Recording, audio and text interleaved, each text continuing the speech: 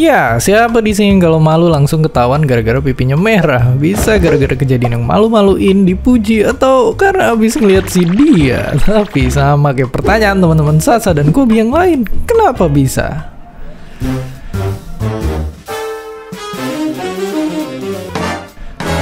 Oke, jadi ternyata kalau kita ngerasa malu atau blushing, tubuh itu ngehasilin hormon yang satu ini.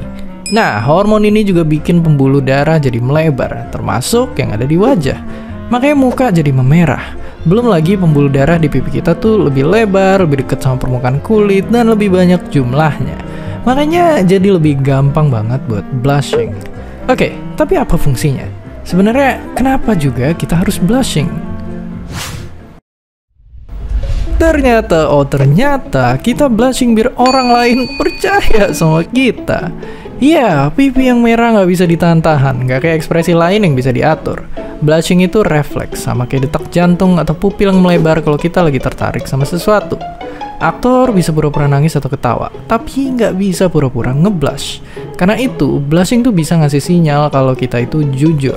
Akibatnya orang jadi percaya dan berempati sama kita, ikatan bisa terjalin, dan akhirnya hubungan sosial terbentuk. Dan uniknya, dari semua makhluk hidup yang ada di bumi, cuma manusia yang bisa blushing. Bahkan sampai-sampai bapak evolusi ini bilang kalau ini adalah ekspresi paling unik dan manusiawi dari semua ekspresi yang ada.